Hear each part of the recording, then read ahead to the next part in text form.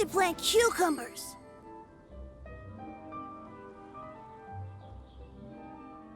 We should plant canolas.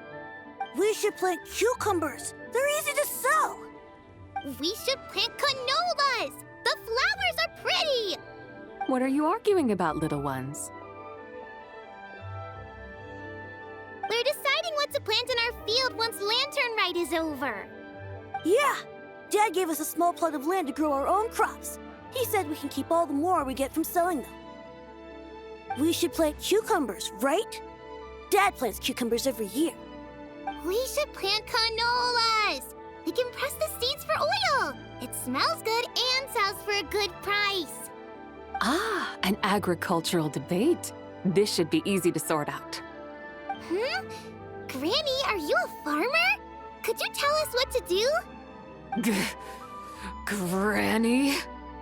What did you just call me, you rapscallion? Oh no, her eyes are gonna turn red again.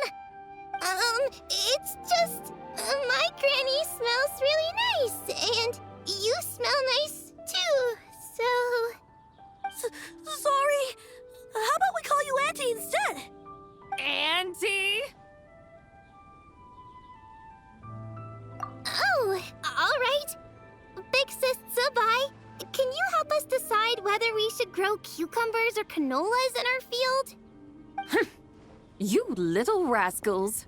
Using priceless land like this just for cucumbers and canolas? What a waste of heaven's gifts! Huh? What should we plant instead? With the coming of spring, when all things awaken, the field should be sown with the 5 grains. What are those? The 5 grains are life's staples, the heart of the people's table. I notice the people here mostly eat rice, so that is where you should begin. Based on the local climate and soil, seedlings planted in mid to late spring should produce mature grain within 2 or 3 months. When autumn comes, you can plant a second crop, with time still to harvest it before the first frost. The rice you harvest can be sold at market or kept in your stores.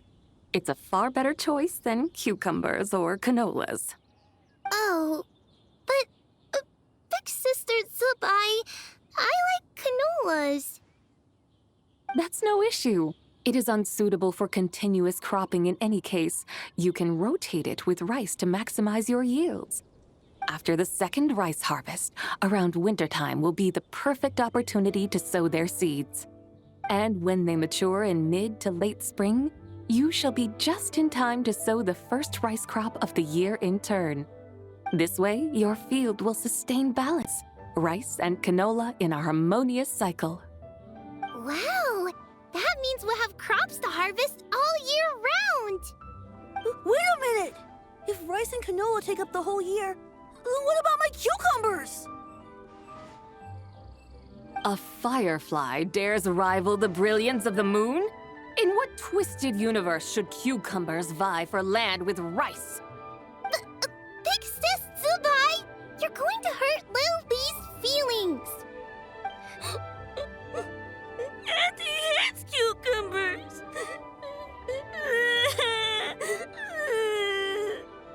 Stop crying this instant! I meant that cucumbers are simple enough to grow. There's no need to devote a whole field to them. Just find an empty corner of your yard, scatter some cucumber seeds in the earth, and before you know it, you'll have a thriving patch of vines. Cucumbers delight in sunlight and moisture, but they suffer in cold weather. If you wish to plant them this early in the year, you should make sure they're protected from frost. Wow. Is it really that simple? Let's hurry home and get started right away! Are you really in that much of a rush? Well, thanks, Big Sis Zubai, who's fierce but really good at farming. We gotta go! Thanks, Big Sis Zubai! See you around! Paimon never imagined you'd know so much about farming. What's so strange about that? The people of Longon called me the god of soil and grain. Are the fields not made of soil? Is rice not one of the 5 grains? Huh, that's true. So, if the god of soil and grain is a farming god, that means the White Horse Adeptus must be a farming adeptus, right?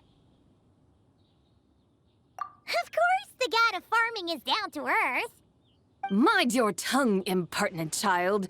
How dare you diminish the lofty bearing of an adeptus? Hey! You're the one who said the god of soil and grain is all about farming. Enough! It's time for us to take to the skies once more. Join me now. Witness the majesty of mountain, water, and field, and broaden your horizons.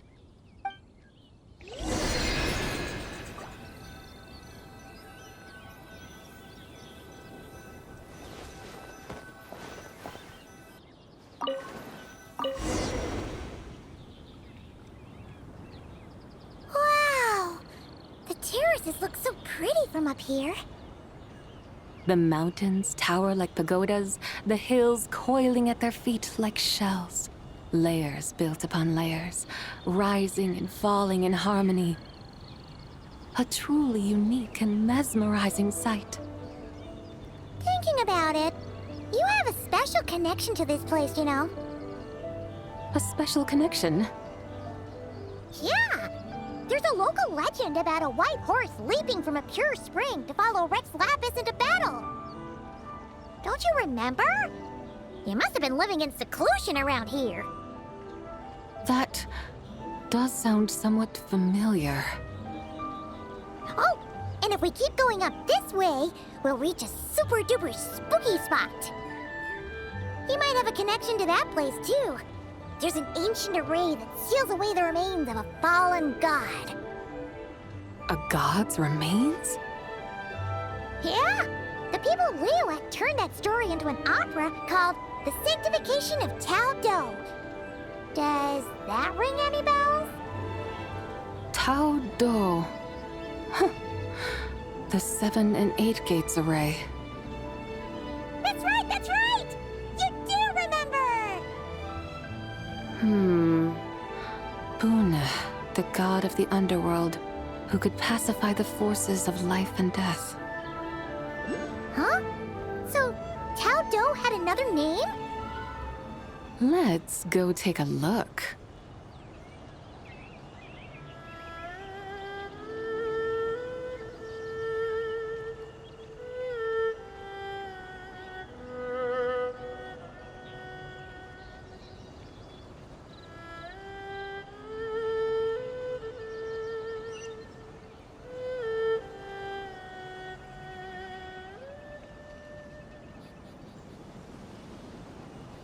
Whoa! We've arrived at Wulwang Hill. The atmosphere just turned spooky. I can't help but feel there's something strange about this friend you haven't seen in ages. Huh? Paimon thought she heard someone's voice. Let's head down and check it out.